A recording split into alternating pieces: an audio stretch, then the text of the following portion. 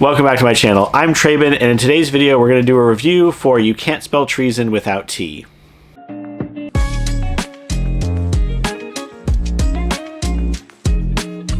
Can't Spell Treason Without T is the first in, I think, at least a quadrilogy at this point from Rebecca Thorne, which was initially conceived, I think, as a NaNoWriMo project inspired by Legends and Lattes.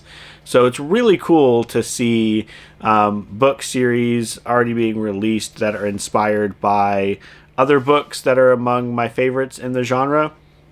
And so I was really interested in picking this one up. It's one of my 25 for 25 as well. One of the 5 from that list of books I currently own that I really felt like I needed to get to because they've just been sitting on my TBR cart for a little too long. Straight out of the gate, I'm going to say that I really enjoyed this book. I feel like it does a lot of things really well, and many of them points that I've touched on in other reviews that I feel like a number of modern titles are not achieving well. We'll start with the characters. We have Reyna and Kianth. Reyna is a Queen's Guard. Kianth is the strongest sorceress or the strongest spellcaster in this fictional world. They're both disillusioned with their role in life. Kianth finds the position of the leader of the sorcerers as one that's too demanding on her time, thankless, and one that she was more or less forced into based on criteria that is completely elusive. Reyna is a Queen's Guard out of necessity.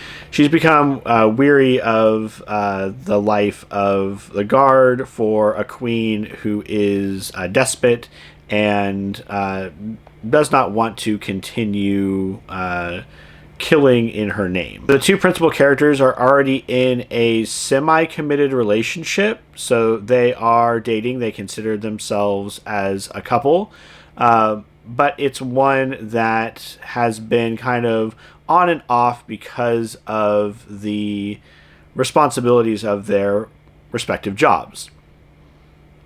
The start of the book, because Reyna finally gets fed up with her position and her job, she runs away, and they decide to finally act on this plan that was kind of a joke between them of, let's just run away and we'll open up a bookstore that sells tea.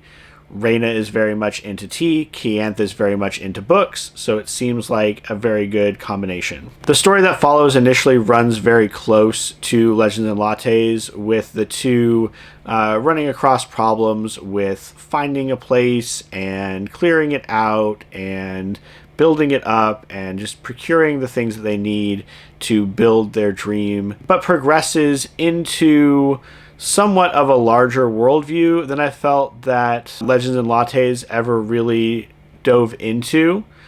And I really do appreciate the book for this. I spoke a bit on my review for The Spell Shop about how I felt like there were no stakes in that story, that 90% of the conflict came from the protagonist's fear of what would happen, whereas when she actually took the step forward to do something, things rarely turned out badly for her. I don't want no stakes fantasy. And I know there were some commenters online responding to this book saying that they feel like it's just fantasy. It's not really cozy fantasy because there is more going on and there are personal stakes for the two main characters. I want my cozy fantasy to have stakes for the protagonist, stakes for your main characters, but not ones that are like world-ending, apocalyptic, or,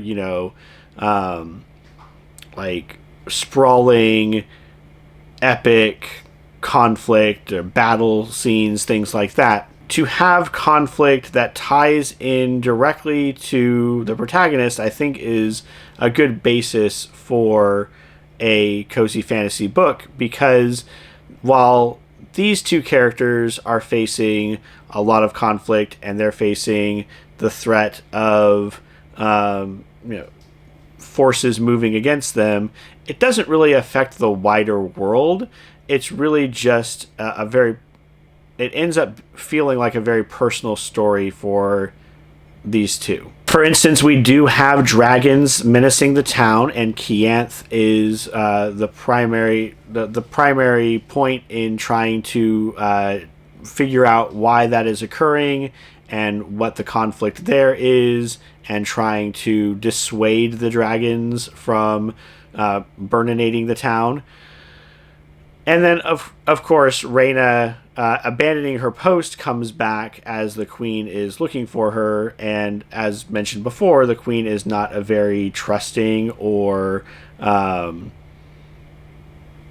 individual. And so she is going to take Reyna back by force, even if it means laying siege to this particular town or invading this particular town with her private army. So those things are maybe more than you want in a cozy fantasy. If you want more of just like the building a bookstore and trying to find customers and balancing the checkbook and brewing tea, you'll get a little bit of that in the beginning, but I will admit it does escalate to a little bit more serious conflict toward the end. For me, that really works. I know for others it's not, it wasn't hitting quite right for them. One of the things I really do appreciate is the established relationship between the two protagonists and also their distinct personalities. So both are concerned about how the other perceives them. They are in this relationship, but they haven't really been together for very long. And so this is the first time that they're having to spend larger lengths of time together. And work through conflicts that arise between them. Kianth is occasionally called away for sorcerer matters, and she can't ignore those calls as her position dictates that she respond to them. Reyna is having to disguise who she is and keep that secret from others. Reyna has a strong belief in having to earn everything in her life because she came from poverty and worked her way up. She sees her success in life as things that were fought for and won. And that did not happen with Kianth. She doesn't feel like she deserves to be with her partner. Kianth, on the other hand, was assigned her position. She was given all this power for seemingly no reason. It's unclear how the leader of the sorcerers is determined once the previous leader passes on. It just kind of randomly gets assigned based on this magical item. And so she has a hard time with accepting Reyna's worldview because for her, things are just given to you. Things are just presented to you even if you don't want them. So this responsibility was thrust upon her even though she didn't ask for it. And it's interactions like that I feel make the two characters have unique voices, but also perceptions that lend well to both conflict and cooperation. So there are several times where their partnership breaks down a little bit, where they are concerned about how the other is reading the situation, concerned on if they're doing enough or doing too much. And there are other times where they're in lockstep and they're working well together, and both are believable because you have established the background of these characters well enough that their different eccentricities feel believable. Early on, there's a scene where Reyna pushes herself too hard in building the bookstore and falls ill and still pushes herself, and so you can see the idea of like hard work and perseverance through adversity being manifest in a negative way. It's details like that really help strengthen the characterization of the book. Another common problem I've run across with modern fantasy, especially in multi-book series, is the failure of a given book to provide a satisfying arc. So I've touched on this in multiple videos before, where I think that Dresden Files stands as a prime example of what I'm looking for in that kind of ongoing serialized fiction where each of the stories, where each of the books tells a complete story, the conflict is wrapped up, the central conflict is wrapped up by the end of the book, but then there are overarching problems, or there's an overarching plot that continues over multiple books. I feel like You Can't Spell Treason Without T does this very well, where we do have one of our main conflicts resolved by the end of book one. Another one sees significant progress and leads into a sequel. And it's a good feeling at the end of the book because you get a satisfying story, but also know that there's more waiting for you in the next book if you want to continue with these characters. When you fail to tell that complete arc and you leave that cliffhanger ending, it feels like a gotcha for the reader. Like you thought you were going to get a full story, but I'm only giving you half of it. Now you have to go find the other book and read through a whole other book to get to the satisfying ending. I do feel like this reaches a conclusion, and also, gives you an idea of how the story is going to progress into the next book.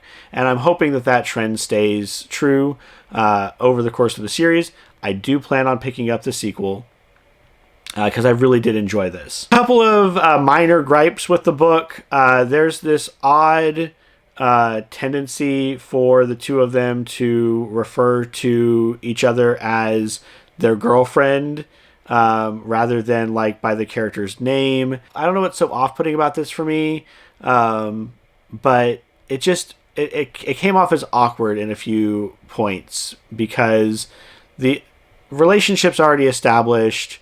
We know the characters. I don't need a reminder that they're a couple because like they very obviously are, and it just felt like one of those things where it put emphasis on a concept within the book that didn't need that emphasis. We didn't need to continue a continual reminder that they are a couple. There's plenty of showing that is getting that point across without the characters having to then tell that to me. I think is the issue there. Raina and Kianth are very flirty in public a lot of times, which I know made some people feel awkward. It didn't really bother me, but that is something if you don't like those characters that are kind of more body and more direct with their comments and their asides. If you feel like that kind of talk and it's not as crass as, let's say, How to Become a Dark Lord and Die Trying is, but if you don't like that. If you feel like that kind of behavior breaks your immersion in these fantasy worlds, you might not enjoy that aspect of it. And I also feel like the final conflict is resolved rather cleanly, and in a way that's not wholly believable. I'm not going to spoil the ending. The way that Raina manages to resolve the conflict with the Queen and no longer be pursued as someone who abandoned her post does come off as a little bit too quick and a little too easy. They do, much like with the Spell Shop, they do articulate like this could go really badly if this thing doesn't happen just right, and it's very clear that you know the stakes going into it if the plan doesn't work, but then the plan does. And this one seems a little bit more far-fetched than some of the other conflicts I've seen in other books. So that one was a mild ding to it. But as it comes at the end of what is otherwise a phenomenal book, in my opinion, as it still allows for that tension to be there because the conflict is not wholly gone, I still feel like it can work well moving into further books, but does offer a temporary solution to that problem so that doesn't have to be our focus for the next book. And does give a good sense of this reaching a conclusion. All in all, I'm going to give You Can't Spell Treason Without T a 4.5 out of 5. We'll round it up to 5 stars. It's probably my second favorite cozy fantasy book at the moment. Still not quite as good as Legends and Lattes, but depending on the strength of the sequels, we'll have to see. Characterization of our protagonists is very strong. I feel like their interactions with one another are believable and built off of what we know about the characters. I really like the cozy vibes, especially early on in the book. I like the personal stakes as the story progresses that don't get wildly out of hand, but still do put the characters in some danger and provide some conflict with the story. And I really appreciate that it does tell a whole story and also gives you a through line into the next book. And that's going to do it for me today. As always, I hope your reading journey is going well. I hope you're finding books that make you happy and give you that cozy feeling, even if they're not cozy fantasy. Please like, comment, and subscribe to help us grow this corner of our BookTube community. And until the next one, take care. Wary, weary, wary. Tired of or concerned by? Tired of. Weary. Weary.